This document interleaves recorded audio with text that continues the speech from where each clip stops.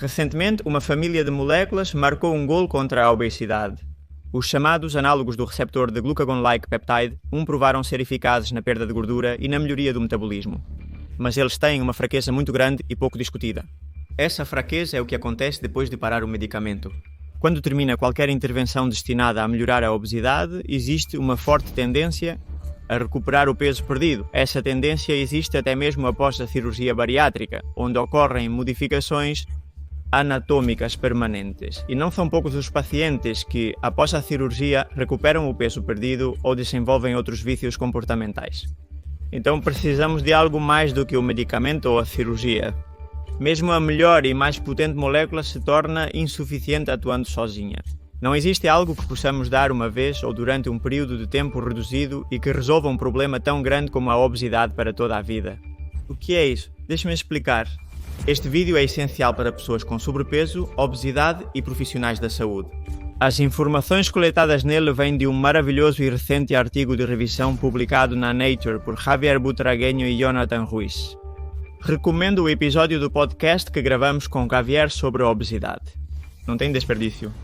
No final do vídeo, darei uma opção para que você possa se beneficiar do efeito conjunto da farmacoterapia, treinamento, nutrição e psicologia. Mas primeiro você precisa entender bem o que são os medicamentos anti-obesidade. São moléculas que imitam a ação do hormônio glucagon-like peptide, produzido no intestino e descoberto em 1986 2 dias. O que faz esse hormônio ou para que serve? Este peptídeo tem ações potentes sobre o seu metabolismo, que geralmente se resumem em gerar uma forte resposta de saciedade e melhor sensibilidade à insulina, entre outros benefícios. O que conseguimos com os medicamentos, alguns são tomados por via oral, outros são aplicados de forma subcutânea, é gerar de forma artificial, mas potente, essas mesmas ações no seu corpo. São chamados de agonistas do receptor de glucagon-like peptide, porque geram um agonismo nesse receptor, ou seja, mimetizam a ação do hormônio natural. Atualmente existem diversos medicamentos com princípios ativos como a liraglutida ou semaglutida, sem citar nomes comerciais. Os mais novos geram uma perda de peso já comparável à cirurgia bariátrica, o que é totalmente surpreendente. No entanto, como todo medicamento, deve ser usado corretamente e, acima de tudo, nunca deve ser usado isoladamente. É necessário implementar uma série de intervenções paralelas à ação do medicamento para que toda a intervenção faça sentido a longo prazo. E esta é a chave do vídeo de hoje, a mensagem central. Se você é uma pessoa que usou, vai usar ou está usando esses medicamentos anti-obesidade, vou explicar porque eles vão te ajudar a perder gordura. Mas mais importante ainda, a razão pela qual é absolutamente essencial que você treine se quiser ter sucesso a longo prazo. E com sucesso, eu me refiro a não voltar à linha de partida, ou seja, ter o mesmo estado de saúde com o qual você começou, mas tendo gasto recursos econômicos, psicológicos e temporais. Vejamos os benefícios de cada um desses medicamentos. O principal benefício mais evidente e procurado é a redução de massa, gordura, ao facilitar um déficit calórico sustentado. Você já sabe que para reduzir sua massa gorda você precisa facilitar um desequilíbrio energético em seu corpo, de modo que sua gordura acumulada atenda a essa demanda energética. Como os medicamentos conseguem fazer você atingir o déficit calórico? Eles reduzem significativamente o apetite. Eles reduzem o apetite retardando o esvaziamento gástrico e a velocidade de absorção dos alimentos. Ao retardar o movimento digestivo, se você exagerar nas quantidades de comida, pode ter náuseas ou vômitos, que é um efeito colateral muito comum, o mais comum neste grupo de medicamentos. Eles melhoram a função da célula beta pancreática que produz insulina. Isso não significa necessariamente que haja maior produção de insulina, uma vez que a perda de peso e a absorção mais progressiva de carboidratos geralmente requerem menores quantidades de insulina. De fato, é o que ocorre a longo prazo. O pâncreas é aliviado por ter que produzir menos insulina para cobrir as necessidades. Mudança nas preferências alimentares. Isso é um tópico interessante, mas pouco discutido. O glucagon-like peptide tem efeitos profundos no cérebro e modifica o comportamento alimentar, geralmente direcionando para escolhas mais saudáveis e reduzindo o desejo por substâncias viciantes como álcool, tabaco, açúcar ou até mesmo medicamentos opioides. Nesse sentido, eles poderiam ter um efeito antiviciante. Eles reduzem o risco de infarto do miocárdio e acidente vascular cerebral em pessoas com obesidade.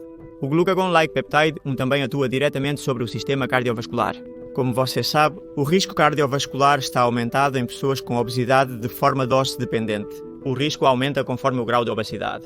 Elas melhoram o controle glicêmico. Qual é o principal mecanismo de ação dessas moléculas? Ele afeta o esvaziamento gástrico e, consequentemente, a velocidade de absorção dos carboidratos e demais macronutrientes. Isso resulta em menor resposta insulínica e glicêmica. É como se o simples uso desses alimentos reduzisse o índice glicêmico geral da dieta.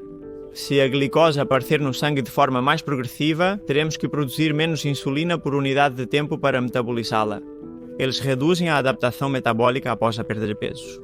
O que é a adaptação metabólica?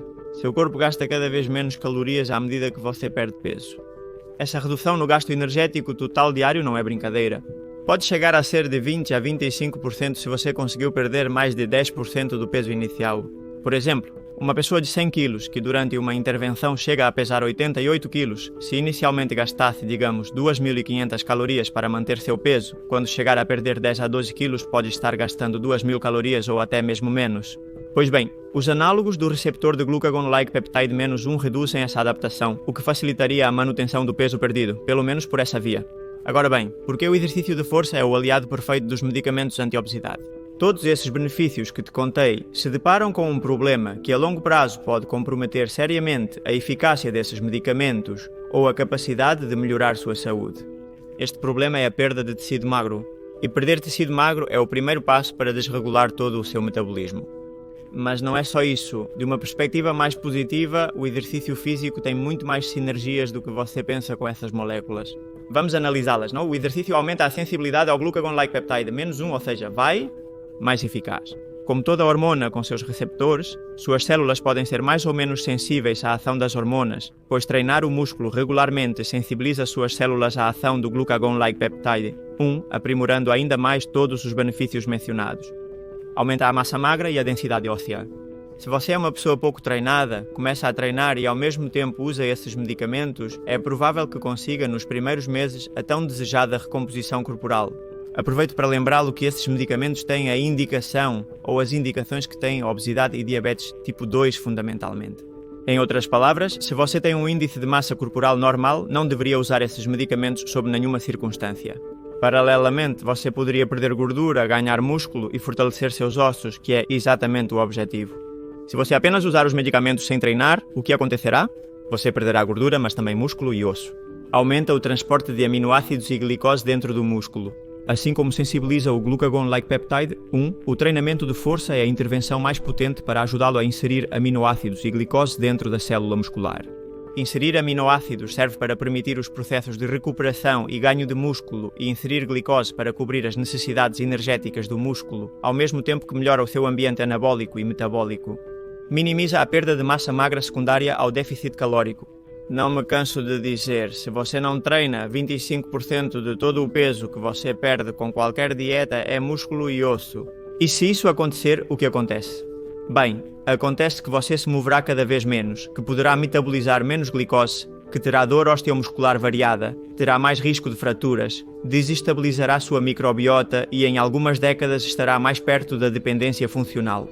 Efeito sobre o apetite. Apesar do que se acredita, o exercício de força e de alta intensidade pode reduzir o apetite, porque reduz a produção de grelina e aumenta os hormônios que inibem o apetite. Peptídeo de oligopeptídeo pancreático, colecistoquinina e glucagon-like peptide 1. Há uma clara sinergia entre o treinamento de força e os análogos do receptor de glucagon-like peptide 1.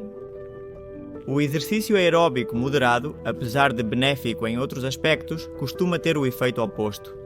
Agora, como se beneficiar de ambos? Farmacologia e treinamento com ajuda profissional. Muitos de vocês precisam melhorar sua composição corporal por motivos de saúde. Como discutimos no vídeo, uma abordagem compartimentada na qual cada profissional, por si só e sem comunicação com o resto, tenta te ajudar, tem resultados muito limitados. Isso é algo que vemos tanto os profissionais quanto vocês, os pacientes.